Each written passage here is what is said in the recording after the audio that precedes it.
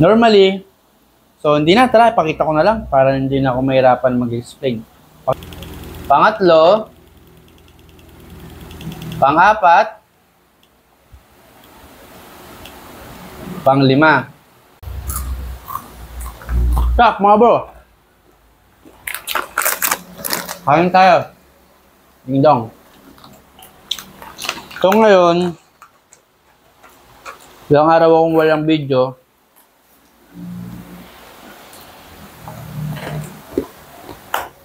Napapakita ko sa inyo.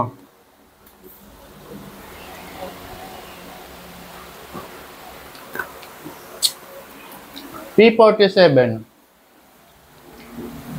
Ito yung actual. Yung actual niya, para siyang, ay hindi parang, kamukha talaga ng Night Ranger.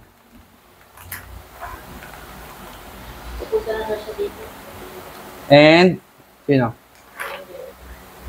Kamukha siya ng Night Ranger, TDD Night Ranger, and AES, Illuminator. Hindi ko alam ba't magkakamukha. Baka kasi manufacturer. Now, ang advantage nito mga bro, part mo, yung harness. Yung ibang brand, walang harness. Okay? Now, since may harness siya, meron siyang pictures. Meron siyang ibang pictures. Normally, so hindi na, tara, ipakita ko na lang para hindi na ako mahirapan mag-explain. Pakita ko na lang sa inyo, panoorin nyo na lang, and kung magustuhan mo, edi punta ka na lang dito. Alright? So, let's go. So, ito yung harness. Meron siyang kasamang switch. Alright? Meron siyang fuse box. Normally, yan, common talaga yan pagka may harness. May fuse box, may battery, connector, may ACC. Alright? So, ngayon, pakita ko kung paano yung special pictures niya. So, may advantage at disadvantage ng konti, mga bro. Okay. Pakita ko muna sa inyo yung mode na pwedeng mangyari sa kanya, ha? Tapos, tsaka ko sa inyo explain kung paano siya kukontrolin. Okay. On. Kita ba? Tapos, ang full blast. Ayan yung full blast. So, pag light, ayan yung ano yan eh, spotlight.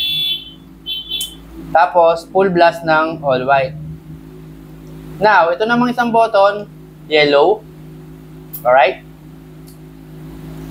And then, ito yung special pictures niya. Yan.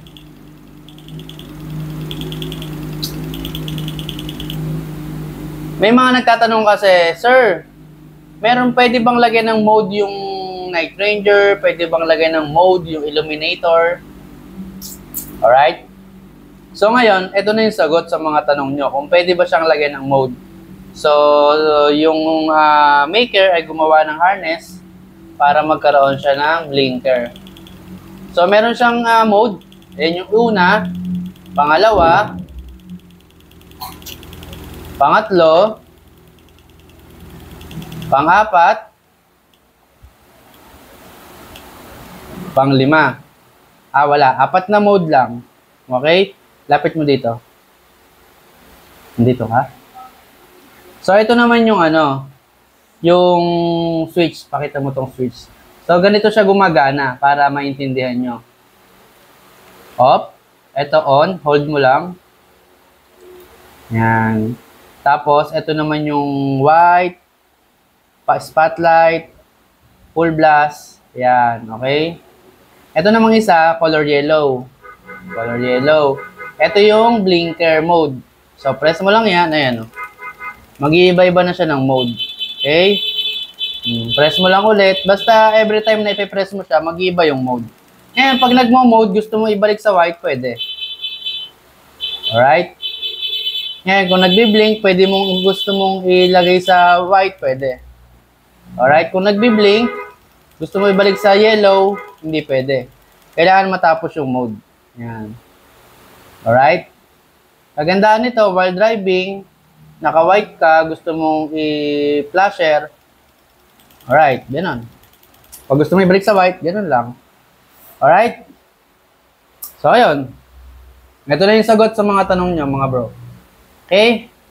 So, kung gusto nyo mag-avail, ang mga naghahanap, message lang po sa aming Facebook page, Ecamatic Motorworks, and shop located at Grand Riverstone, Dita, Santa Rosa, Laguna. Okay? So, hindi ko pa ito ilalagay sa aming mga platform tulad ng mga Shopee and TikTok dahil limited stock lang. Okay? So, kita-kits. Peace. Peace.